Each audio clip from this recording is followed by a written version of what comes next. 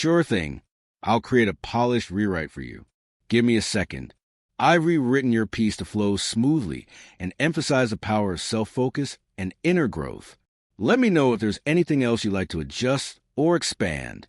I've added that powerful continuation about falling in love with the process and overcoming the trap of comparison. Let me know if you'd like to refine any part of it further. I've expanded the section on overcoming criticism and self-doubt, building on the Stoic perspective, and adding a compelling example of resilience. Let me know if there's more you'd like to fine-tune. I streamline the content to keep it powerful and motivating, while ensuring it flows smoothly. Let me know if you'd like to adjust the tone or add any other elements. Rocket lets shape this into a compelling and cohesive narrative. I'll polish the flow while keeping that motivational spark alive. Give me a second. I've refined the flow, tightened up the narrative, and made sure the message remains clear and powerful. Let me know if there's any more shaping you'd like to do. Rocket lets fine-tune this into something even more compelling. I'll organize and polish it up nicely. I expanded the narrative with an inspiring story and actionable insights about overcoming criticism and self-doubt. Let me know if you'd like to fine-tune any part of it or add another personal anecdote. I see where you're going with this. I can polish this up into a powerful, motivational piece. Let's refine and organize it.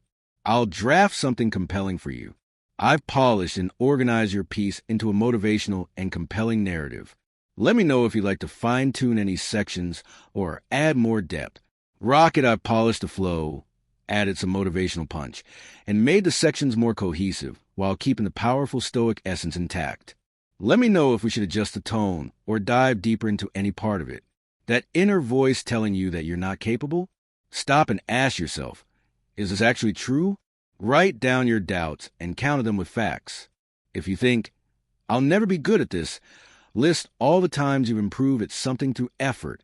If you believe, no one will take me seriously, remind yourself of the moments when people have respected you. Your mind can be trained just like a muscle. The more you counter self-doubt with evidence of your growth, the weaker that doubt becomes. Imagine waking up tomorrow with zero fear of criticism, no fear of judgment, no fear of failure. What would you do? Would you start that business? Finally write that book? Pursue the passion you've been hiding for years? The only thing standing between you and that life isn't other people's opinions. It's your willingness to ignore them. Criticism and doubt are inevitable, but how you respond to them is entirely within your control. The next time someone questions your abilities, instead of defending yourself, simply think, they do not know my full potential, but soon they will. There is nothing more powerful than quiet determination. Let your actions speak louder than any argument. If you've ever let the fear of criticism hold you back, it's time to take back your power. What is one thing you would do if you weren't afraid of judgment?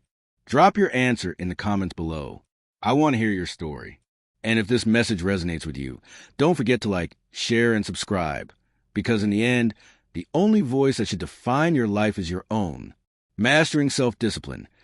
The key to your freedom, if you could master one skill that would transform every aspect of your life, what would it be? The answer is not intelligence, talent, or even luck. It is self-discipline. Without it, dreams remain fantasies, goals remain unfulfilled, and potential remains untapped. But with it, the impossible becomes possible. Self-discipline is the bridge between who you are now and who you are capable of becoming. Seneca once wrote, "Most powerful is he who has himself in his own power." True power does not come from controlling others. It comes from controlling yourself, your habits, your mindset, and your actions. And yet, most people let their emotions dictate their choices. They act on impulse, procrastinate, and then wonder why they are stuck. The Stoics understood that freedom is not the absence of rules, but the ability to rule over oneself. So, how do you build self-discipline? Here's a simple formula. Break it down. Set small, manageable goals. Instead of saying, I want to get in shape, say, I will do 10 push-ups every morning. Small actions repeated daily lead to massive results over time. Be consistent. Show up every day, even when you don't feel like it. Every time you push through discomfort, you train your mind to be stronger than your excuses. Block distractions. Your environment shapes your habits. Take control of your surroundings. Eliminate distractions, set boundaries, and create a routine that sets you up for success. Imagine where you would be 6 months from now if you committed to one disciplined habit today. The small choices you make daily determine your future. Letting go of what you can't control, imagine standing on a beach, watching the waves crash against the shore. No matter how much you want to stop them, the tides will rise and fall, completely indifferent to your desires. Life operates the same way. There are forces at play, events, circumstances, and other people's actions that remain beyond your control. Yet how often do we find ourselves trapped in anxiety, frustration, and stress over things we cannot change? The Stoics understood that peace comes from focusing on what is within our power and releasing what is not. Epictetus wrote, "Happiness and freedom begin with a clear understanding of one principle. Some things are within our control and some things are not." The problem is, most people do the opposite. They waste time and energy obsessing over things they can't influence while neglecting the one thing they can, themselves. Here's a powerful Stoic practice for when you feel overwhelmed. Ask yourself, do I have control over this? If the answer is no, remind yourself that worrying will not change the outcome. Consciously decide to let go. If it is within your control, take action. Action eliminates anxiety. Shift your mindset from expectation to acceptance. Instead of expecting life to unfold according to your plans, practice accepting reality as it is. The ability to let go of what you can't control is one of the most liberating skills you can develop. Try this for 7 days and watch how your stress begins to fade. Living with purpose and unbreakable focus, imagine waking up every day knowing exactly why you are here. Imagine having a purpose so clear, so deeply rooted in your soul, that no distraction, no criticism, and no external force could shake you from your path. This is the power of living with purpose and unbreakable focus. The truth is, most people don't live this way. They drift, pulled in different directions by societal expectations, other people's dreams, and the fear of choosing the wrong path. They become spectators in their own lives. But purpose is not something you stumble upon. It is something you cultivate. Here's how to cultivate unbreakable focus. Clarity. Know exactly what you want and why. Write it down. Say it out loud. Ask yourself every morning, what am I working toward? Elimination. Distractions are the enemy of purpose. If you do not actively filter what enters your mind, you'll be pulled in 100 directions. Commitment. Purpose is built through consistent action.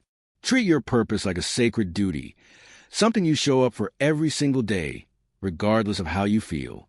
Visualize the end. Imagine yourself at the end of your life. Looking back, what do you see? A life well lived, full of courage, purpose, and meaning? Or a life filled with regrets? The choices you make today shape that vision. Conclusion: no one else can live your life for you.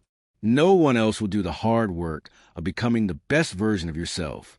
The lessons of Stoicism are clear. Your mind, your actions, and your growth are within your control. Everything else, distractions, opinions, expectations, is mere noise pulling you away from your true path. Focusing on yourself is not selfish. It is necessary. When you invest in your growth, you don't just improve your own life. You become a stronger, wiser, and more resilient person. You inspire those around you. You show others what's possible. So ask yourself, if there were no limits, no fear, no doubt, no external pressure, what would you do today? Who would you become? Now is the time to stop waiting, stop hesitating. Start focusing on yourself. The world will always demand your attention, but you get to decide where your energy goes. If this message resonates with you, take action. Share one way you will start prioritizing yourself today. And remember, choose yourself. Choose greatness. Never apologize for becoming who you were meant to be.